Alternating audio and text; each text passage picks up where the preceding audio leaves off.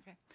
Lep pozdrav vsem na današnjem dogodku in pogovoru v okviru mednarodnega tudi tedna boja proti apartheidu, izraelskemu apartheidu v organizaciji Gibanja za pravice Palestincev in pritličja. Najlepša hvala, da ste tu, najlepša hvala za možnost, da imamo ta dogodek nocoj tukaj. Zdaj bom pa kar preskočila v angleščino. It's a great pleasure to welcome and say hello again in Ljubljana to Stephanie Westbrook, one of the coordinators of Palestinian campaign for the academic and cultural boycott of Israel. It's a group of it's a group or initiative that somehow came about after Palestinian academics and cultural workers called in 2004 for an academic and cultural boycott, and 1 year later it also joined the call that came from Palestinian society, especially in Gaza, but also in the West Bank, for campaign for boycott, sanctions and divestment, BDS, divestment and sanctions, of Israel until it starts to basically follow the international law and fulfill its obligations under international treaties. And it's interesting, so it's been now 20 years. And especially when it comes to academic and cultural boycott, it seems it is in a way challenging, but it's a call that came from Palestinians, building on experiences from South Africa, but also Portugal. And it's also amazing that today we hear from special rapporteurs of the United Nations calling for sanctions, calling for boycott in a way, as the only means to somehow safeguard humanity and the rule of international law. And I'm wondering, from the experiences of 20 years fighting for boycott, divestment, sanctions as tools to ensure from the civil society respect for international law, how successful, how visionary was this? And somehow where are we today? How successful have these steps or tools turned out to be, since we also know that somehow the backlash has also been quite strong, and especially in the last half year, it's growing, and it's, also it seems infringing onto the right of freedom of expression. Thank you very much. It's really wonderful to be back in Ljubljana. So thank you for the invitation and for organizing tonight. I'll start with my usual question: is how many people here know the BDS movement? Okay, we have consensus. So I'll start off just saying a few things about the movement, since you already know it, and then get into your questions. But I think one of the most important things that often gets missed, especially in international media, especially by those who are opposed to the movement, is that it is Palestinian. It's a Palestinian-led movement. It's not us in Europe deciding we're going to boycott this. It's something that's coming from the Palestinians. It's what they have determined after decades of oppression to be a way for international civil society to join their struggle for freedom, justice, and equality. So it's seen by Palestinian civil society as the most effective means for achieving their rights. And we know that a big part of solidarity is listening. So listening to the oppressed and respecting what they have decided, what are their needs, and what they have decided is the best way to stand in solidarity with their struggle. There's a I think you may have mentioned, but there's a Palestinian National BDS Committee that was a General Assembly that leads the movement internationally. It's the organ of Palestinian civil society that develops the guidelines for the movement, for the boycotts, develops some of the strategy, and guides the movement, adapting it to changes over time. It's been 20 years. Things have changed in 20 years. And so the movement is very much alive. It's not an appeal or a call that civil society organizations in Palestine signed and then forgot about. It's something that's very much felt in Palestine, and something that is alive and adapts with time. We work across all sectors, so from economic boycotts against complicit companies, whether they're Israeli or international, that support in some way Israel's policies of apartheid and now genocide, to areas of culture, academia, sports, anti-pinkwashing, which is challenging the way that Israel uses supposed support for LGBTQI rights to create a positive image of itself. And so we work across all of these sectors through boycott, divestment, and sanctions campaigns. Support for BDS around the world has grown tremendously. I was saying last night in an initiative that the movement has definitely gone through all of the phases of the famous phrase attributed to Gandhi. First they ignore you, then they laugh at you, and we're definitely in the phase where they fight the movement. The movement was certainly ignored by Israel for a long time. It started to pay attention to it maybe around 10 years ago, and then now sees it as a threat to Israel. It actively campaigns to block BDS movements or initiatives around the world, either through intimidation, through false accusations, through lawfare, using laws against discrimination, for example, to undermine the BDS movement.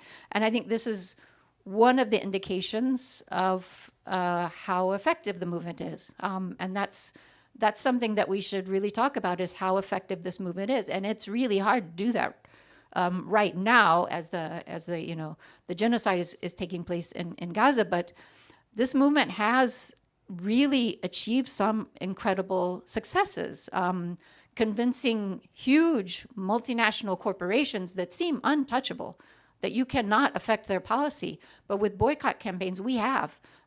So if you look at giant corporations like Veolia, Orange, G4S, boycott campaigns convince those huge corporations to withdraw from their activities in the occupied Palestinian territories. And that's not because these corporations suddenly became pro-Palestinian. They were concerned about damage to their reputation and a complicity in international law violations. So it's a movement that has grown and grown in consensus around the world. There are literally tens of thousands of artists around the world who endorse the BDS call, who have pledged not to participate in events in Israel, to not perform or display their works in Israel, or in events that are sponsored by the Israeli government. There are, again, tens of thousands of academics who have endorsed the campaign. There are very large, very important academic associations that have endorsed the campaign. There are huge trade unions that support the campaign. And then there are thousands of small grassroots organizations who support the campaign. And together, it's a movement. It's a way of uniting forces in a collective action that can have an impact. And we see the change also. I think this is really something important that the BDS movement has done, is to change the narrative. So it's put the focus on Palestinian rights, and it's put the focus on accountability. So when there are violations of international law, there have to be consequences of that. For corporations or institutions that support those violations, there has to be consequences for them. So it really brought around the idea of accountability. There has to be a call for accountability. We cannot simply limit ourselves to condemning what's happening. There has to be accountability for it. It's also united the movement, the Palestinian solidarity movement around the world. It united that movement around something very effective and something that the Palestinians decided was effective. So it's really been important in galvanizing the support and directing energies toward something that will bring about change. So the boycott is not about revenge against companies that are complicit. It's not about ridding my personal space, my home, of products that have something to do with injustice. I certainly do that because I don't want those products in my home, but that's not what it's about. It's about putting pressure on these companies that are complicit to withdraw their support for Israeli apartheid. And so it's about making those choices that are strategic and effective and that will come, that will bring about change. We can think about, corporations that seem, like I said before, that seem untouchable, but we can have an effect on them. Now, you specially focus on academic and cultural boycott as well, also sports that you mentioned. And in Slovenia, not long ago, there was a basketball match between Israeli and Slovenian basketball players or team. And also we had an event hosted by Slovenian government bringing women from Israel, Palestinian and Israeli Jewish activists working for peace.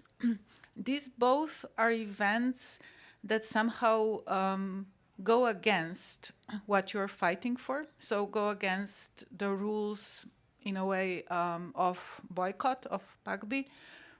And I'm wondering, because especially when it comes to academia and culture and even sports, it seems there is this idea, this is either apolitical or this is something where we build bridges. We have to keep, open lines to communicate. We have to present also to Israelis that they need solidarity, that somehow peaceful coexistence is possible. How can we talk to them if we don't talk to them, or how can we get the message through? So how to approach this somehow doubts maybe, or questions. And then, so in Slovenia we had the match, we had the event.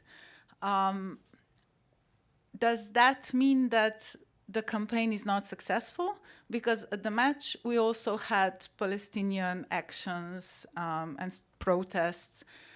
Is that enough, in a way? Or how to measure success when genocide is taking place? Yes, we saw the photos from inside and outside the stadium and shared them on our social media accounts. And that's right now in this emergency. Of course, we're carrying out BDS campaigns and academic and cultural boycott campaigns, but we are also calling for this type of disruption in what is called business as usual, going about as if nothing were happening. And so those sorts of actions are very effective and necessary right now. As far as the academic and cultural boycott, I want to just step back for a minute and talk about why Palestinians are calling to boycott Israeli universities and cultural institutions. And that's because of complicity. And all BDS campaigns are based on complicity and not identity. We don't boycott Israeli universities because they're Israeli. We boycott them because they are complicit in Israeli apartheid. And that complicity, as far as universities go, plays out in several different ways. There are very strong ties between Israeli universities and the Israeli military and the Israeli arms industry. And this happens in many countries, let's be frank about that, but not to the level that it does in Israel. In addition, we have a call from the oppressed population that is on the receiving end of that, those apartheid policies, calling to boycott those institutions. So there's, an additional reason to respond to that. There are Israeli universities that are either partially or completely built on illegally occupied Palestinian land. Hebrew University in Jerusalem is partially built on occupied land in East Jerusalem. Ariel University is built in an illegal settlement in the occupied West Bank of the same name, Ariel. It was built for the specific purpose of maintaining that settlement. It plays a direct role in colonization. And if you look at other faculties, for example, law faculties have worked to provide legal justifications for Israeli policies. So to justify the idea of an illegal occupation. And this, aside from furthering the oppression of Palestinians, also undermines international law because those settlements are illegal under international law. If we look at archaeology, for example, there are many Israeli universities that hold archaeological digs in the occupied Palestinian territory, which has two effects on Palestinians. First of all, it's robbing Palestinians of their cultural heritage, and it's being used to create a narrative which cancels Palestinian existence in that land and promotes Israeli existence in that land. So it's, these are the reasons that that Palestinians are calling for this boycott. As far as culture goes, I think there are a few indications of how important cultural initiatives are for Israel as far as creating this false positive image of itself as a progressive, modern, democratic country.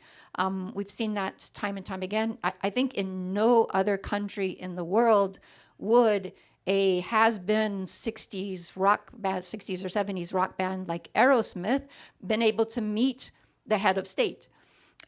There are, Israeli heads of state who are posing with musical groups because it's important to show that they were able to invite those groups and also to show that those groups have violated the boycott.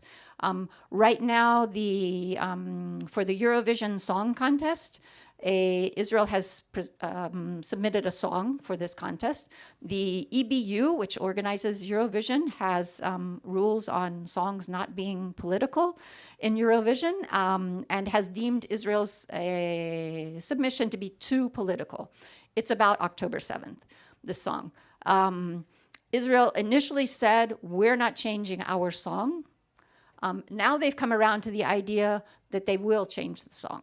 So they're going back on this, insistence that they wouldn't change their song. They've submitted another version that has also been rejected. So we'll see where this goes. But we see that Israel is so intent on and sees the importance in participating in Eurovision because of the image that it creates for itself by participating, that it's willing to give up on what it would be its so-called principles to actually change the text of the song to be able to participate. So these are just a couple of examples of how important culture, especially pop culture, is to the Israeli government to be used as a tool to whitewash its apartheid. And that is why Palestinians are calling for the boycott.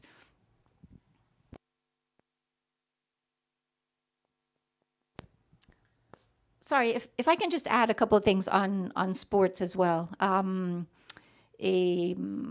was just reading today about the Israeli cycling team, which is a team that was created by a Canadian billionaire who moved to Israel and has taken on his role to spend his billions of Canadian dollars in order to promote events that create a positive image for Israel. One of these is through this cycling team. He actually bought licenses for other teams to be able to climb up through the ranks and participate in events like the Tour de France and the Giro d'Italia, these major European cycling events.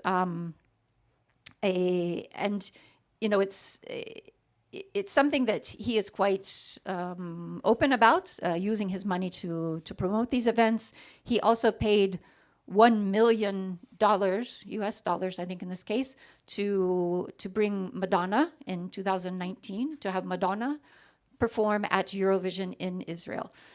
He's very much about spending this money, and he sees most of it through the world of sports. He's been responsible for bringing major football teams to Israel to play friendly matches. And, you know, within the world of sports, he's the one, he has the ear of the government. He has the money, and he's the one who's really promoting this idea of using sports, and the Israeli government sees the importance of this. And so it's, you know, that's another area where we do a lot of work to challenge this, and it's been really good to see since, I would say since May 2021, with the attacks on Gaza then, active athletes speaking up for Palestinian rights. And now with the current genocide going on, there are active athletes continuing to speak up for this. There are also actions, for example, the Irish national basketball team. They had a match in the FIBA qualifiers to play against Israel. There were 5 players who refused to play, and it's really an unfortunate situation because if the team decided not to play, they would basically be canceling their participation in basketball, not in that match, in basketball. And we all know how discriminated against women in women's sports is. And so, you know, so they did go ahead with the match. It was really up to FIBA, the International Federation for Basketball, to step in and exclude Israel, not for this team to have to you know, give up their entire careers for this. But they did, during the match, rather than take the usual stand on the court with the opponent team, the Israeli team, they stood back. So they sent as strong a signal as they could, and also respected the wishes of the 5 players who did not want to play. So there's really a lot happening within sports as well. And if I can just, very quickly, just one campaign that we have at the moment is to call to exclude Israel from the Olympics. And there's been a lot of activity in that campaign over the past few days with the meeting of the International Olympic Committee in Switzerland. And we don't have any illusions that the International Olympic Committee is going to exclude Israel by the games in July in France. That's not going to happen. I wish it would, but I don't think we're in that world right now. These are Western-dominated organizations that have double standards, and so we're not going to get there. But we are going to use this huge occasion to create problems. We want to create as many problems as we can, and that's going back to your question about how do you measure success. We don't always win the campaigns. The 2019 campaign for Eurovision not to hold the song contest in Israel was not ultimately successful. The contest was held in Israel, and that was our goal for the campaign. But it was a hugely successful campaign. It was all over the media. There was not a single article about Eurovision that did not talk about the call for the boycott. So it's, you know, we need to look at this as a pathway, and along that pathway, we're building up consensus and enlarging the movement, and those are part of our successes. And what you have just mentioned now, this so bringing up the issue, and for PACBI, also the denial of Nakba in Israel is very important in terms of challenging that. So talking about Nakba and what happened in 1948, ethnic cleansing.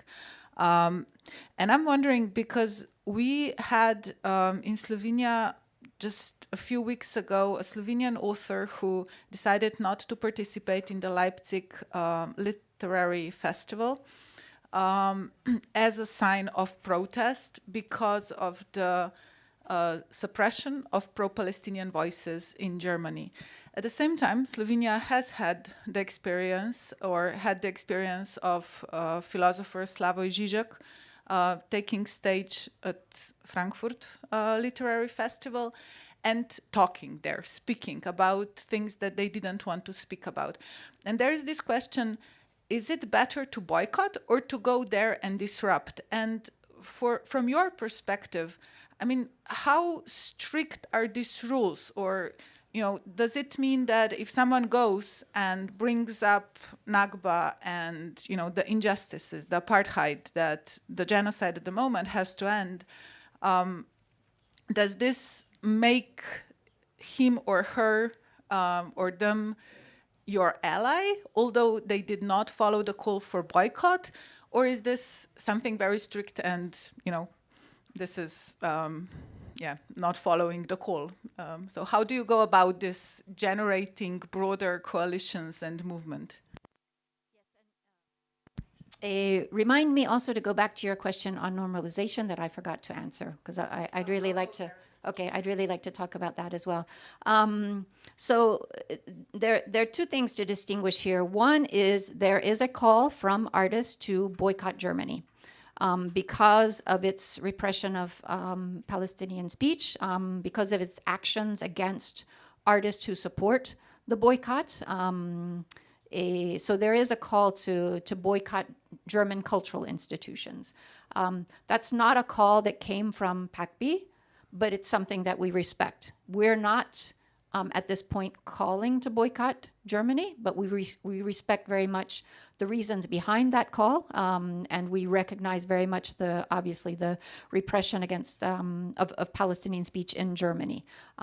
The other thing is actually violating the call from PACBI. So we're not someone who decides to not to respect the call to boycott Germany right now. We don't see that as a transgression. PACBI has its guidelines, which have been developed over many years with Palestinian cultural institutions to decide exactly what should be boycottable and what is not. Also, with a very strong sense for respect of artistic expression and freedom of expression. And there is a line that has been drawn. It's a boycott line. It's a picket line, let's say, and we ask artists not to cross that. There is nothing that you can say. We hear it from artists all the time. There is, unfortunately, nothing you can say from the stage that is going to be able to compensate for the fact that you have crossed that picket line. As I was saying earlier, heads of Israeli government and the state meet with artists also to show that they crossed the picket line. It undermines the Palestinian struggle. It goes against what Palestinians are asking for. And if it could somehow change things, it would have happened by now, because there are plenty of artists who went there with the idea of, I'm going to speak from the stage. Roger Waters, who is a huge supporter of BDS now, did that. He went there with the idea of being able to speak from or initially had plans of speaking from the stage. And that brings me around to the second part of your question about, do we close doors on those who have broken the boycott? No, we do not. This is a movement about growing, about bringing people on board. So we're more about calling people in than calling people out. We will absolutely protest again and put out statements criticizing choices to break the boycott, but we will also engage with those artists to try to bring them around. And that has happened. There have been cases where artists have chosen to break the boycott, travel to Israel to perform, and were repentant about it afterwards. So yeah, it's very much about keeping the door open and bringing people around. So. Sure. And this brings us also in a way probably to the question of normalization. And there has just been an article published that somehow also called out PACBI and this question of somehow also being critical or going against events that put on stage on equal grounds Palestinian and Israeli voices, and not taking into account that there is an oppressor and oppressed, that there is someone who is colonizing with all the power of modern and one of the best developed army, and someone who is being dispossessed and whose rights are being violated. So, and this brings us back also to the question or the event that Slovenian government organized here for the 8th of March. So why are these kind of events that somehow promote what they say peace? Yeah? Because we have at the moment also government that wishes for peace, as probably everyone, and decides not to do much more than wish for peace. And why is that a problem? Yes, so this is what Palestinians define as normalization, taking something that is abnormal, such as a settler colonial apartheid regime, and presenting as something normal. This is something that is felt very strongly by Palestinians. It's something that I honestly didn't understand initially, and it's something that took me a while to understand, because I'm a white privileged person who has never had to deal with oppression on that level, and so it's something that again, going back to that definition of solidarity, of listening to the oppressed, to understand why it is so important to Palestinians. The definition for Palestinians is I'm going to read it here just so we're clear. Participation in any project, initiative, or activity, local or international, that brings together on the same platform Palestinians and Israelis that do not meet the following two conditions. One is that the Israeli side of this, and we're talking about Jewish Israelis here, obviously, because Palestinian citizens of Israel are part of the indigenous Palestinian people. The Israeli side of this event must publicly recognize the fundamental rights of the Palestinian people. And those starting from the three demands in the BDS call. So fundamental rights. And the activity in which the two sides are involved must be one of co-resistance. It cannot be coexistence or on other topics. It needs to be on co-resistance. And this is a definition that Palestinian civil society has put together after long debates on how to define and how to challenge normalization. It's something that is now has great consensus in Palestinian society. And it's mainly my colleagues in Palestine who work on this. And we are constantly notified from Palestinians about normalization projects or activities because there is so much attention to it. It is so important for Palestinians. So why is this dangerous? First of all, it sort of furthers this false myth of this conflict being about two peoples who can't get along. If only they could meet and talk and understand each other, then they might be able to get along. So this is a very, very dangerous concept when what we have in reality is an oppressor population and an oppressed population. And until the oppressor recognizes the full rights of the oppressors, there can be no moral collaboration between the two. These events do nothing but further the oppression. They do, unfortunately. Some of them may be well-meaning. Many of them are not. And they absolutely further the oppression. They allow it to continue because they are not addressing the cause of the oppression. And so it's something that Palestinians see also as colonization of the mind. So it's normally, these projects are normally initiated by Israeli organizations. Some of them, again, may be well-meaning, but they are enticing Palestinians to come in and participate in these events. And it creates this idea that the oppression that Palestinians are living is something to be coped with, something to be managed, but not something to resist. And that's very dangerous. There's also a, these events, many of these organizations that we find later have ties back to the Israeli government are sent out through the world, offering to organize events with Palestinians. It's something that, for a lot of people in good faith, sounds like something positive, something that they would like to see, because of the way that the media presents this conflict around the world, that it's something that people like to see. Palestinians and Israelis speaking to each other. It sounds wonderful, but it's dangerous. It's something that we should oppose, and it becomes really a weapon in the hands of Israel to be able to continue to maintain this apartheid regime, and now it's genocide with impunity. And so it's something that really needs to be resisted. For Palestinians, resisting normalization is seen as part of resisting oppression, because it is a tool of oppression. Is there a need to offer something instead? Like, if we're against Israelis and Palestinians talking, what are we for?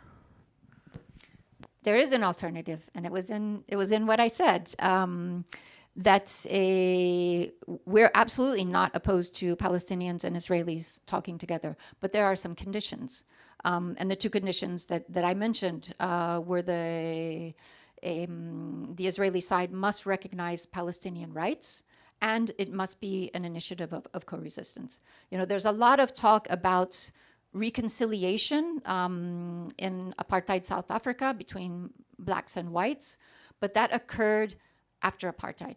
That occurred once the two peoples had equal rights, notwithstanding, obviously, the problems that still exist in South Africa. But it was only after rights were guaranteed for black South Africans that talk of reconciliation began. And that was an absolutely important step in that. But we first need to get the two peoples on a level playing ground. So it's not, and quite often the Palestinian opposition to normalization projects is presented as Palestinians refusing to have anything to do with Israelis or refusing to speak to Israelis, and that is not the BDS movement has very important Israeli partners with whom we work. It's an important voice. It's a very, very small fraction of the population in Israel that supports BDS, but it's an incredibly important voice. And it's also partners who help us because they speak Hebrew and have access to information that Palestinians don't. They're also partners who play a really important role. So it's not at all about not speaking to or not working with Israelis, but having the conditions that make it a moral collaboration, an ethical collaboration. And probably Berlinale was an example of such collaboration, right? The film that was shown talking about the fight against Israeli occupation. Right. Exactly, okay. Yeah. And yeah. And yeah, we will just, I think, give the mic, because we're filming and we're live, or yes, all around.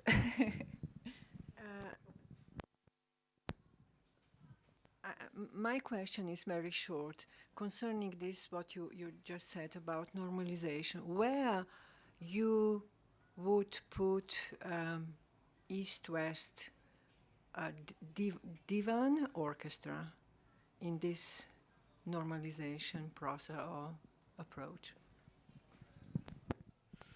Yes, it's my understanding that the Israeli side in that has not publicly expressed publicly support for fundamental Palestinian rights. And I think that primarily comes down to right of return for Palestinian refugees. So it would be considered a normalization project, yes. Any more questions?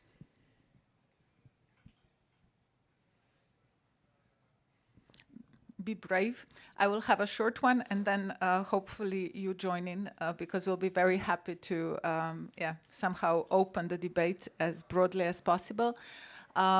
So one of the projects we know about currently in Slovenia that's happening on the level basically of academia or research is with the University Clinical Center, so basically with the hospital, with the main hospital in Ljubljana. They're cooperating with Israeli partners as well.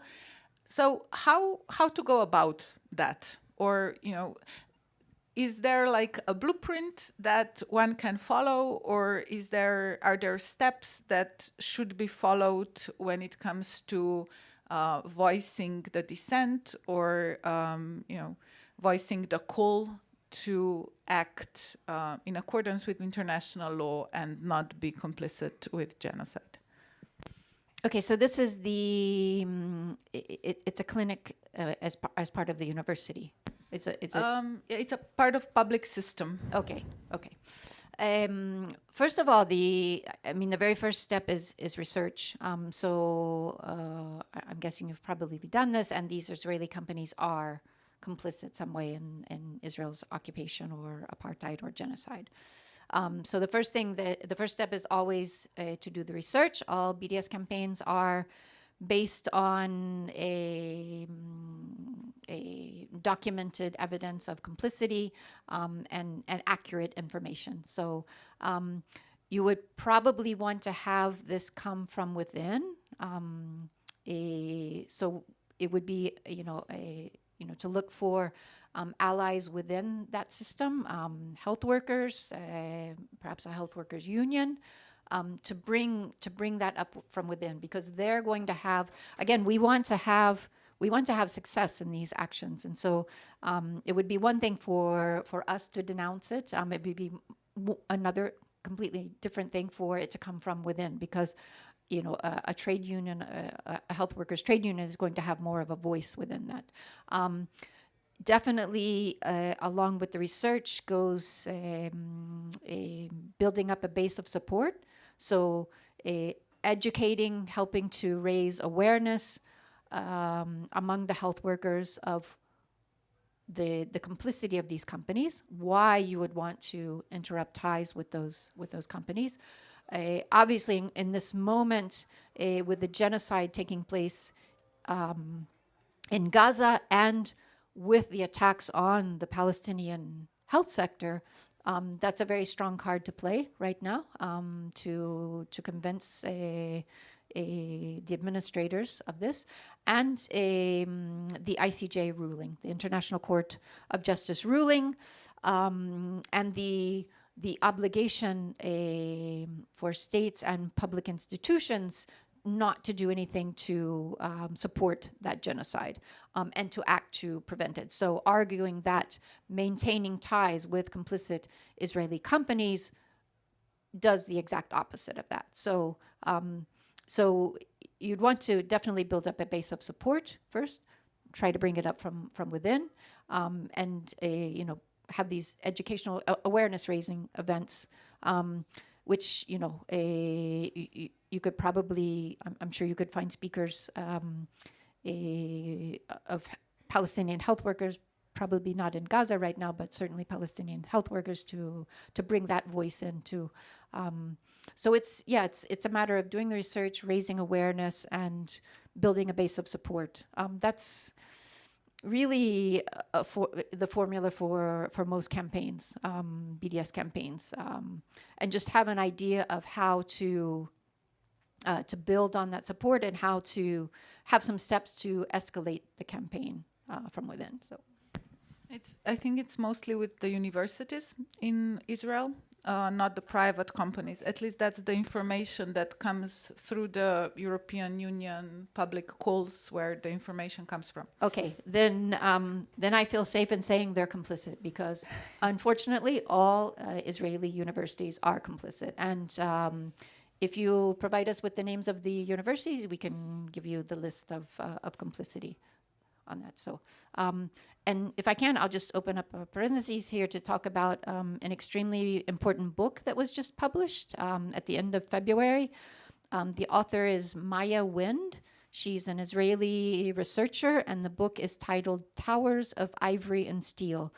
She worked for years researching this because she's Israeli. She also had access to archives in Hebrew and has documented the ways in which Israeli universities and the Israeli Academy is complicit in violations of Palestinian rights. Working at a very macro level, how these institutions are pillars of Israel's apartheid regime, down to a micro level of how individual faculties are used to promote Israeli apartheid, and the way that this false myth of Israeli universities being somehow bastions of freedom of expression and academic freedom and liberal outpost in Israel is completely dismantled in this book. And so it's a really important book. It only exists in English right now, but it seems like everyone here speaks English. So I would really highly recommend that book. It's great from the point of view of the information that it provides and also the analysis that it provides. Any questions?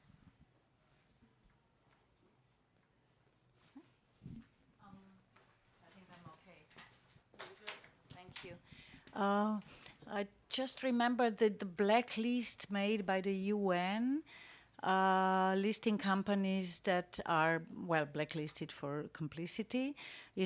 Are you somehow connected with them, or was it completely UN initiative, or are you aware of their methodology, how they're doing? Because I realize that they're kind of revising, but not going further and looking for more information, so I don't know how reliable that is.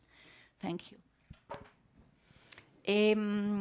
I would say indirectly involved, because something that the BDS movement has done, I think I was mentioning this earlier, is bring about this idea of accountability.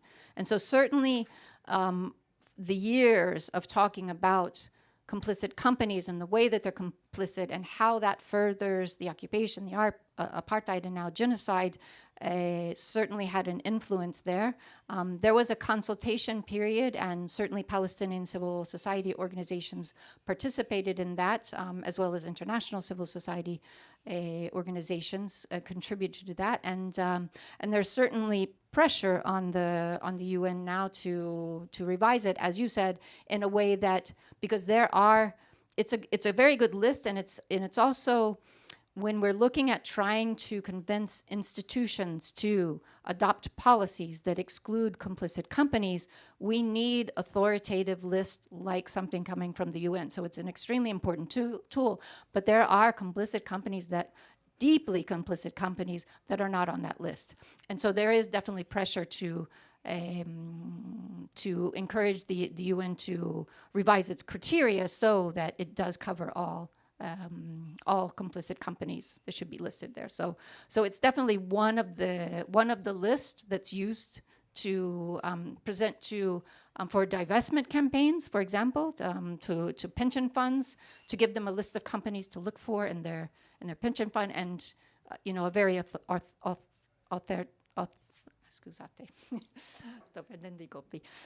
authoritative list that we can refer to.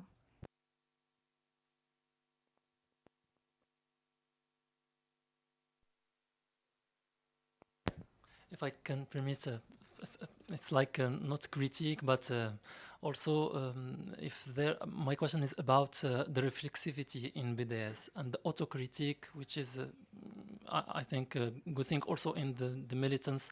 And about that, especially about this question of sectorialization and of specialization about Palestine, Israel, and not opening to other questions. Is there something, I think, that can be also dangerous and can permit that the thing can't be completely relevant when we say, especially in the region, in the same place, the other kind of genocide. I think, especially about another question of Syria, for example, with more than 500,000 people killed by big genocide, and I think that there was no anything about BDS, and same thing about this sectorialization about wars and about bombing, and there is a lot of interventions in the region with if we can speak about, for example, the international coalition, or if we can speak about other kind of interventions.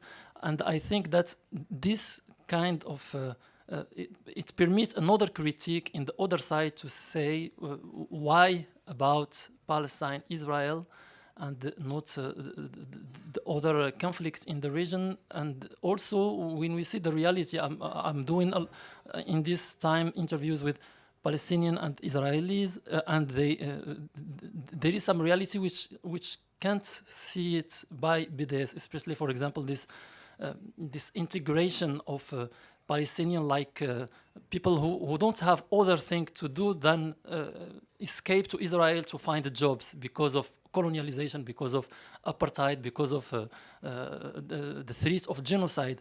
But also we have this survey to do, this awareness about how in Israel the colonization is performance also by governing population. And that's why for me the question of boycotting, and especially some kind of policies specialized in Israeli policies, can't be relevant when, for example, in your response you say that we don't tell to boycott Germany. Why, for example, and to continue to boycott only Israel without telling other thing than the apartheid, when in the same time we know that one of the dream of Palestinian is to work in the bad conditions in Israel, because I think that's it's my thank you. Thank you for the question. The BDS movement, certainly the principles behind it, the principles that it upholds, are with the idea of creating a better world. It sounds very banal, but that's really part of the movement. It also looks at the model that Israel exports around the world, that's seen as a dangerous model. One of racial profiling, of securitization, of repression. And so the idea of struggling for Palestinian rights is not limited to Palestinians. Obviously, this is a movement coming from Palestinians, and so there is absolutely a focus on Palestinian rights, but there's much longer vision on this, with the idea of creating a world in which that model does not exist. And so there's very much a focus on intersectional campaigns with many movements around the world. There have certainly been statements from the BDS movement on other conflicts. There is within BDS groups around the world, there are ties between BDS movements and other local movements. That's left up to what we refer to as context sensitivity, context sensibility, where there is a sort of blueprint or formula provided by Palestinian civil society for this movement. But working on the exact same campaign, what you may do here in Slovenia can be very, very different from what is done in Germany, for example, because the context changes. And so it's a movement that adapts. And as far as why we're not calling to boycott all German cultural institutions, as I mentioned, we respect that call. And there are calls from PACBI to boycott some German clubs because of their complicity. But again, all of our campaigns always go back to complicity. And so we also want to see a certain level of complicity before calling for a boycott. Because we know in order to be effective, we need to focus on a limited number of campaigns. There are, if we want to look at a very, very low level of complicity, we live in a globalized world. Almost all corporations have something to do with Israel, sell their products there, have some ties to Israel. But that becomes a less effective way to affect a change. So we're looking at having boycotts that are much more focused and with that correspond to certain criteria that have been established over many long debates within Palestinian civil society to decide on what are the criteria for choosing our boycotts, knowing that we don't have the forces or the numbers to boycott everything. And so it's focusing on certain targets in order to have that change. So at this moment, it's not something that we have determined, that Palestinians have determined to be effective to boycott, to call for a boycott of all German cultural institutions. There are calls for certain institutions because egregious violations of freedom of expression and the right to associate. And I remember, I think it was in around 2012 or 2013, in West Bank, they had a big campaign connected with BDS, and they had this kind of stickers that were supposed to be put on shops that didn't sell any Israeli products. But it turned out very quickly that it was really difficult to do that under occupation, where basically you are dependent on your occupier, even on the products that you get.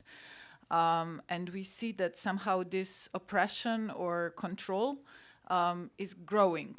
It's so Palestinian society doesn't have more freedoms, it seems, to choose the products that they can consume or choose. And already then there was this call that Israel couldn't be doing what it's doing without the support of the West, of the international community, even on the blueprint of the European colonization in the past. And I'm wondering, is this growing, and has this role, or in a way responsibility of the international community, because of the political support that Israel has, somehow grown now through time, because we see that repression is actually getting worse and worse? Yeah, on the first part of your question about boycotts in the occupied Palestinian territories, it's certainly what we refer to as a coercive relationship, where Palestinians living under occupation and apartheid don't have a lot of choice. So it's, you know, it's, if you look at the boycott call, it is definitely directed toward international civil society, because it is our institutions and our corporations that are supporting this this apartheid regime. At the same time, work goes on in Palestine. There's a lot of work done in the schools and on university campuses with BDS committees on campuses, and work done with the teachers union, basically, in Palestine, to do the work in the schools. So there's very much this work being done, but the recognition is that there is a coercive relationship there. Palestinians don't have a lot of choice. And I've completely forgotten the second part of your question. I apologize. I guess it was just a long description of the fact, that international community is the one that also somehow carries the responsibility, and how much more is this today somehow front and main thing? Yes, as we all know, there's quite a difference in the popular support for Palestinian rights and the government level. It's something that is certainly starting to change right now, following the International Court of Justice ruling. You can tell that there is some concern about being associated with a genocide, the crime of all crimes. And so there are states that have started talking about military embargo, for example, which would be like a first level of sanctions, and something extremely important. So I think we're going to start seeing things change right now. And you have this sense that, finally, for certain institutions and governments, Israel went too far, is going too far. And there's a sense of being in a difficult position. There's very much a resistance against going against Israel at high levels, but there's also quite a lot of concern about being associated with a genocide. There are cases being brought before the courts right now in the United States with regards to Biden about complicity in genocide, and so I think that's going to start worrying the higher levels, and hopefully bring about a change in their policy. They could take such small steps to completely change the way things are now. We need to continue to call out that hypocrisy and the double standards that they apply. And this is a time to, as I mentioned earlier, this is a time to push. We have the ICJ ruling. We have this, the obligations of especially states and public institutions. And this is a time to shame those institutions and corporations that continue to maintain ties with or actively support Israel in its genocide. And so it's really a time to push for this. We've been saying in almost all of our statements lately, they conclude with, if not now, when? So if we're not pushing for this right now during a genocide, when would we? If these corporations and institutions aren't replying during a genocide, when would they? Okay. Okay. I actually have, does anyone have more questions? No? Okay. No. Okay. No, Nada just showed us that time is slowly running out, but I have two more. I'll try to be short. Slovenia often says it's a very small country. Now, the argument goes two ways. Either it's a very small economy, so it cannot afford boycotts or some kind of sanctions or really serious because it will totally destroy us. Or the other way around, we're so small, it doesn't matter. If we really don't have that much exchange, even in arms, when it comes to Israel, but we buy and we sell. And what we see now, even when it comes to Canada, I think Spain, they don't talk about embargo, they don't talk about boycott, they talk about only stopping selling. They don't talk about stopping buying Israeli technology or whatever. And I'm wondering, so how serious is such argument that we're too small to do anything, it doesn't matter, or, it's so important it will destroy us? And yeah, is it important to have embargo or just to say, well, we'll not supply them now for a limited amount of time? Yeah, there is absolutely no country too small to be engaged in trying to end complicity with Israeli apartheid and genocide. I think that's one thing that's really important about the BDS movement, and I mentioned earlier, is about the fact that it united the international movement for solidarity with Palestinians around a cause, and so we're all part of the same movement, and you might hear that from small towns, not feeling, not being able to do anything, but as part of a wider movement, you have that voice and you're able to amplify all of those voices. In addition, I would think that a smaller country, there are advantages. I can imagine with access. For example, access to journalists, to government, and so forth. We've certainly seen. I live in Rome, in Italy, and it's very difficult for us in Rome to get a coverage in the press. In smaller cities, it's much easier, and so there are advantages that come with being smaller. It's also something. This argument that you can't afford to boycott, I would argue that you can't afford not to. And I would turn that on its head and respond with that, because when we're talking about boycotts, I assume when you say we can't afford to boycott, then it's talking about Slovenian institutions or corporations worried about, you know, impacts on themselves or on workers or so forth.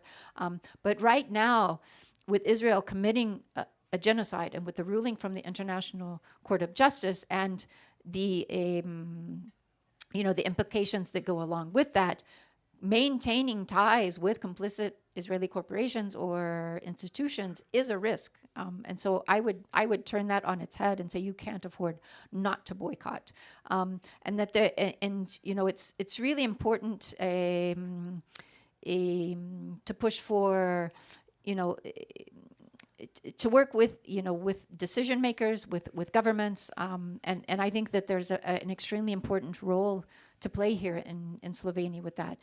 You're also going to see, certainly I can tell you that Israel does not think you're too small to try to get the support of Slovenia.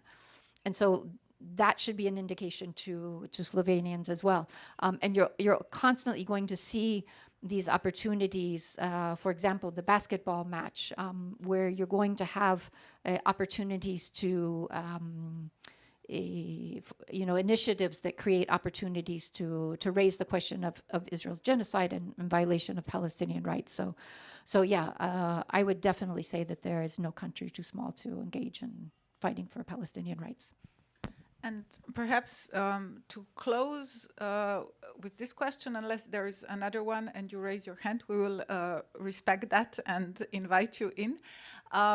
We see EU and US enacting sanctions, or EU member states, so France, against, and this is interesting, against settlers. So somehow turning attention, it also seems, but, you know, somehow almost a strawberry pick of those who are being sanctioned, not going after the ministers in the Israeli government, not going after the MPs of Likud who are now saying that they want to settle Gaza. How to understand this kind of use, misuse, or even abuse of sanctions as an idea? And how much important is also political responsibility? Is this something that we're also aiming for, or should we be focusing on? Or do you feel that it makes more sense to go through this civil society or companies, private companies, to call for their responsibility? So for the first part of your question, these measures that have been enacted now, you know, it's as far as, you know, speaking for the United States, it's certainly a testament to how much pressure Biden is under right now, to come out with these measures that are not effective. It's putting the responsibility on individuals. It's also creating this idea that the problem is some individuals with criminal behavior rather than a system of settler colonialism. So it's taking away the responsibility from the government and putting it on a few individuals.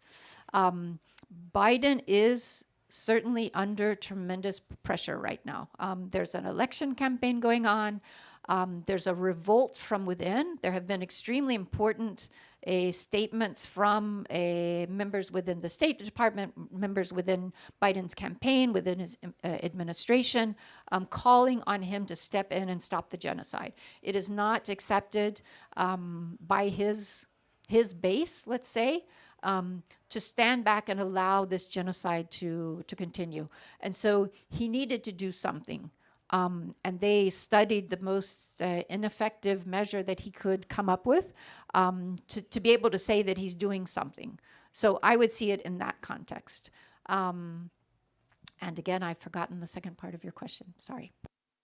I think the political responsibility and... Yeah. Absolutely, absolutely. There's a political responsibility, and there's a lot of campaigning on that. It's It's perhaps not as visible. Sometimes it's happening through quiet meetings and developing relationships with, for example, supportive MPs. And so, you know, you might not see as much about it, but it is certainly something that's happening, and certainly something that's extremely important and seen as kind of like the ultimate step in the BDS movement, to get up to that, you know, policy, you know, decision maker level to influence that. That's really where we need to go.